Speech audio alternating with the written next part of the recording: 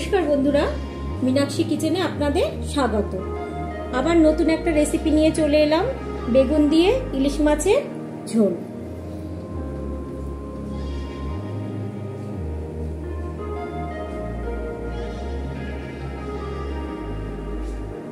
আমি বেগুনগুলো আগে ভেজে নিচ্ছি।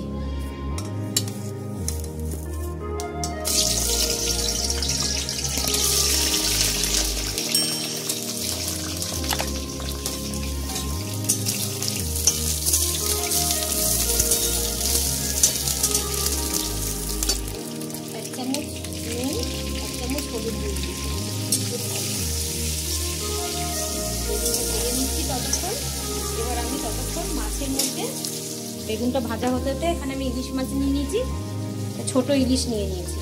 এর মধ্যে আমি 1 চামচ হলুদ, 1 চামচ নুন, তেল মাখিয়ে নেব।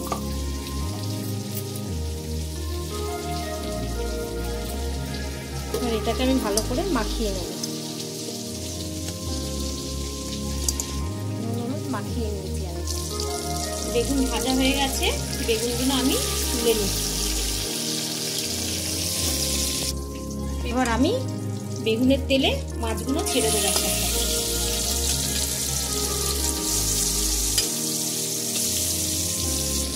মাছগুলো এবার হালকা করে ভেজে নেব। ইলিশ মাছ তো বেশি ভাজতে নেই। ভাজা হয়ে গেছে, তুলে নিচ্ছি। বেশি ভাজতে হবে না, হালকা হালকা করে ভাজাটা ভালো লাগে। সব মাছ ভাজা হয়ে গেছে। এবার আমি তেলের মধ্যে, মাছ ভাজা তেলের মধ্যে কালো জিরে ফোড়ন দিচ্ছি। এবার ওর মধ্যে হাফ টমেটো দিয়ে দিচ্ছি, হাফ একটু আদা পেস্ট দিচ্ছি। এবার মশলাটাকে ভালো করে কষিয়ে নেব। আমি হাফ চামচ নুন দিচ্ছি, হাফ চামচ হলুদ দিচ্ছি, আর 1 চামচ জিরের গুঁড়ো দিচ্ছি। এবার এখানে সর্ষের গুঁড়ো আমি নিয়ে নিচ্ছি, এটা একটু জল দিয়ে গুলে নেব।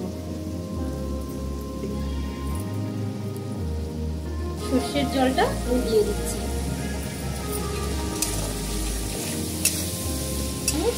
লঙ্কার গুঁড়ো দিয়ে দিলাম।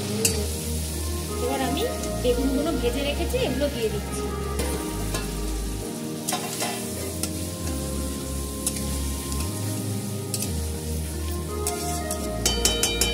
এর মধ্যে জল দিয়ে দিচ্ছি।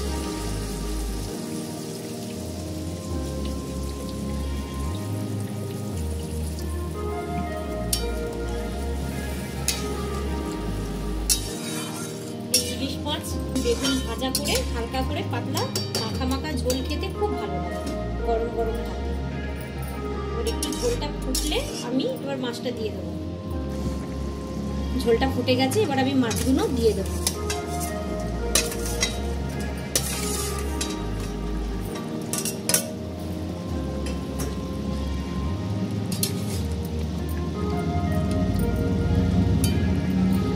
মাছটা দিয়ে এর মধ্যে একটু সর্ষের তেল ছড়িয়ে দিলাম। এবার আমি 3 থেকে 4 মিনিট ঢাকা দিয়ে রাখছি। হয়ে গেছে 5 মিনিট। ঝোল ফুটে গেছে, এবার আমি গ্যাস বন্ধ করে দিচ্ছি। এবার আমি উপর দিয়ে ধনেপাতা দিয়ে দিচ্ছি।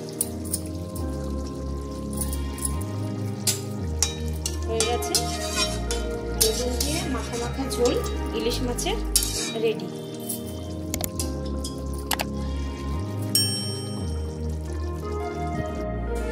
তো বন্ধুরা, আপনারা দেখলেন আমি ইলিশ মাছ দিয়ে বেগুন দিয়ে মাখা মাখা ঝোল করলাম। এইরকম ইলিশ মাছ মাখা মাখা ঝোল করবেন বেগুন দিয়ে, গরম ভাতে দারুণ খেতে লাগবে। তো অবশ্যই রেসিপিটা ভালো লাগলে লাইক, শেয়ার, সাবস্ক্রাইব করে দেবেন। বেশি বেশি করে একটু শেয়ার করবেন। Thank you.